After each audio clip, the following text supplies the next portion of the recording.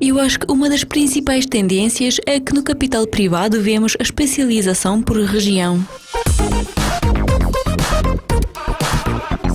Michael, hoje discutiremos sobre o capital privado, assim como temos visto uma onda de interesse para o capital privado na Europa Central. Então, por qual razão estamos a ver esse aumento no capital privado na Europa Central novamente?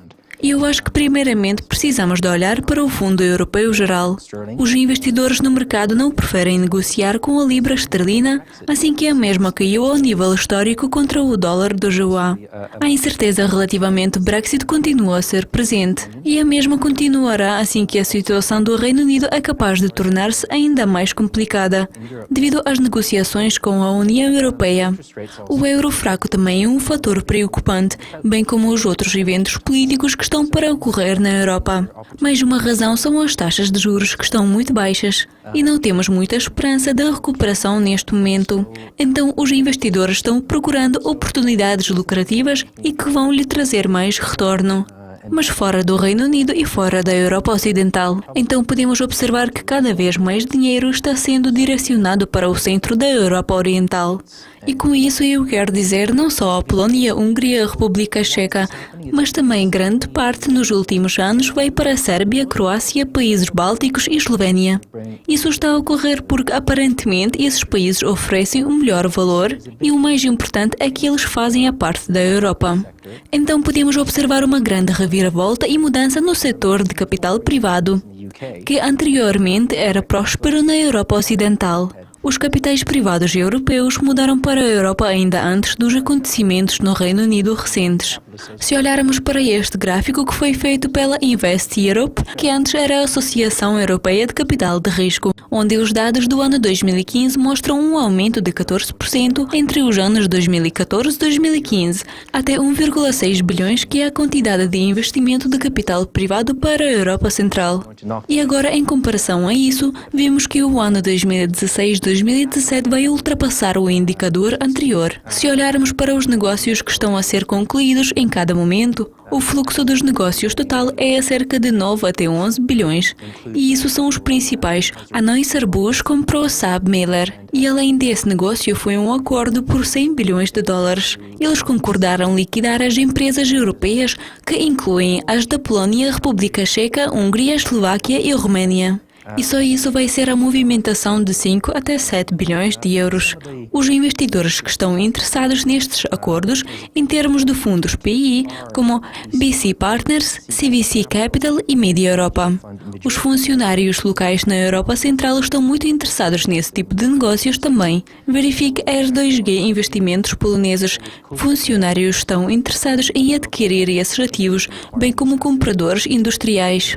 Por exemplo, empresas de recursos da China são muito interessadas e os chineses estão se tornando muito ativos na Europa Central também. Então, com esses acordos, eu acho que vamos ver esse número muito maior que vimos antes.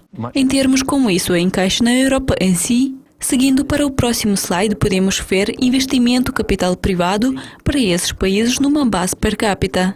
No meio poderá ver a Europa com o indicador 0,3% e em seguida mais 3,25 para baixo podemos ver a Europa Central Oriental com o indicador 1,03%.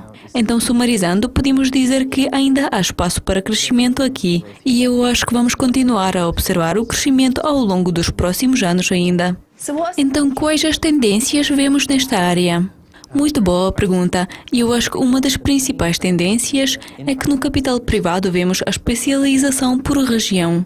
Então, os fundos de ações globais foram proeminentes na América e na Europa, porque foi considerado que é mais complicado de realizar negócios nos lugares como a Europa Central, porque os negócios não eram tão grandes e você precisava de um monte de mão de obra e funcionários principais para ser capaz de realizar o negócio corretamente. Basicamente, aconteceu que os investidores se agruparam em 3 grupos importantes. Primeiro eu chamo o escritório familiar, que ganham o dinheiro a partir dos negócios principais que, por exemplo, construíram ao longo dos 20 anos. Venderam o mesmo e investiram o dinheiro no escritório de gestão de fundos. que em seguida vai investir esse dinheiro em negócios de capital privado. Normalmente, eles são um tipo de investidores agressivos com burocracia mínima. Eles possuem um conhecimento local muito profundo e eles são financiados por particulares de modo que eles possam mover-se rapidamente. Então, e como a Suíça torna-se mais relevante para a Europa Central? Bem, a Suíça sempre foi o melhor destino para o património que foi gerado na Europa Central e Oriental. Neste gráfico podemos ver que quase todo o património tem sido gerado na Suíça, que é maior beneficiário. Eu acho que essa tendência continuará e de fato acelerará, que tem a ver com a mudança geracional na Europa Central, que faz os proprietários vender empresas e as empresas bastante valiosas e afinal, de qualquer forma, esse dinheiro provavelmente vai parar na Suíça. Existem pequenos pormenores políticos em lugares como a Polónia, onde há um governo populista que é diferente dos outros lugares no mundo e está causando uma preocupação de curto prazo. E essa preocupação vai gerar mais interesse em mover os ativos ou para ter gerente de ativos na Suíça. Além disso, eu acho que na Europa Central cada país concordará que o lugar privilegiado para a gestão de ativos para a banca para eles permanece sem dúvida a Suíça. Então eu acho que ao longo dos próximos anos esses indicadores vão somente aumentar. Michael, muito obrigada por ter vindo hoje e compartilhar as suas ideias com a gente. Obrigado eu.